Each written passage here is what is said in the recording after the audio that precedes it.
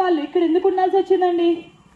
దేవుడు అనేవారు ఒకడు ఉన్నాడు కాబట్టి ఇక్కడ అందరినీ గడిపి నా గురించి చెప్పండి అని చెప్పి పంపించాడు. ఆయన గురించి చెప్పడానికే మేము వచ్చామండి. ఆయన నిజమైన దేవుడు, ఏకైక దేవుడు. ఒకసారి ఆలోచించండి, ఒక కుటుంబం ఉన్నప్పుడు ఆ కుటుంబంలో తల్లి తండ్రి బిడ్డలు ఉంటారు కదా, ఆ బిడ్డలకి తండ్రి అనే వాళ్ళు ఒక్కళ్ళే ఉంటారు కదండి. ఏ కుటుంబంలో చూసినా ఒక్కళ్ళే ఉంటారు కదా.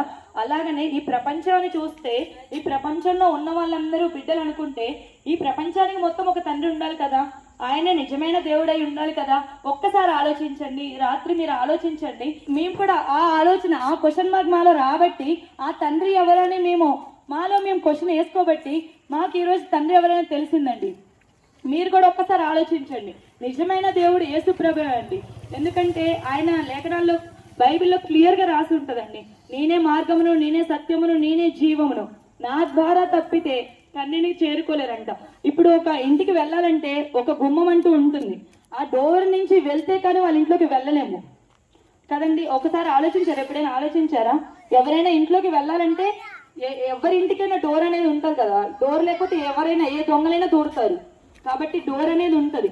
అలాగనే ఆ డోర్ లాగా యేసుప్రభు నిజమైన దేవుడు. ఆయన తండ్రి ఎవరు అని మీరు అడగొచ్చు. తండ్రి ఎవరు అంటే యెహోవా దేవుడు. ఆయన ఆది నుంచి ఉన్న దేవుడు. యెహోవా దేవుడు, యేసయ్య దేవుడు, పరిశుద్ధాత్మ దేవుడు, వీళ్ళు ముగ్గురు కూడా ఆది నుంచి ఉన్నారండి. నిన్న నేడు నిరంతరం ఏకరీతిగా ఉండేవాళ్ళు వీళ్ళందరూ ఏకరూపంగా ఉన్నారు. అదేంటండి, త్రియేక దేవుడి గురించి ముగ్గురు గురించి ఏకరూపంగా ఉన్నారేంటి అని చెప్తున్నారేంటి అని మీరు అనుకోవచ్చు. కానీ ఇప్పుడు మనం ఒక పన్నును తీసుకుంటాం, ఆరెంజ్ పన్నును తీసుకుంటే దాంట్లో ఏముంటుంది? తొక్కును ఓపెన్ చేస్తే ఏమొస్తుందండి? దాంట్లో నుంచి తినడానికి నారింజ వస్తుంది, బయటకు వస్తుంది. దాంట్లో ఏముంటది? విత్తనం ఉంటది కదా. అది దాన్ని మొత్తం కలిపి విత్తనము ఇది అని అనము, డైరెక్ట్ గా ఏమంటాం? ఆరెంజ్ అని అంటాం. అలాగనే ఇది కూడా త్రియేక దేవుడు, నిజమైన దేవుడు అంటే ఇలా ఈ స్ట్రక్చర్ మొత్తం ఉంటదండి. ఇదే నిజమైన దేవుడికి ఉండవలసిన స్ట్రక్చర్ అండి. ఎక్కడైనా ఉందేమో ఒక్కసారి ఆలోచించండి. యేసయ్య నిజమైన దేవుడు అనడానికి ఇంకొక రుజువు అండి ఏంటంటే, ఆయన ఈ భూమి మీద ఉన్నప్పుడు 33.5 సంవత్సరాలండి.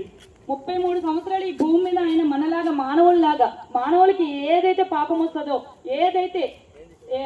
ఏదైతే ఇది నన్ను ఆకర్షిస్తుంది అని ఏ మానవుడైతే అంటున్నాడు. ఇప్పుడు డబ్బులు ప్రతి ఒక్కరు పనిచేసేది, ప్రతి ఒక్కరు దేనికోసం అండి? కూలి పనికి వెళ్ళినా, జాబ్ చేసినా, ఏది చేసినా దేనికోసం చేస్తారండి? డబ్బుల కోసమే, తినడానికే కదా, ఈ కడుపు కోసమే కదా చేసేది. ఎవరు చేసినా అదే కదా. అలాగనే యేసయ్యకి కూడా శోధనలు వచ్చాయండి. యేసయ్య కూడా పాపం చేయడానికి అవకాశం వచ్చిందండి. కానీ ఆయన నిజమైన దేవుడని అనడానికి రుజువేంటి అంటే, ఆయన ఏ పాపము కూడా చేయలేదు.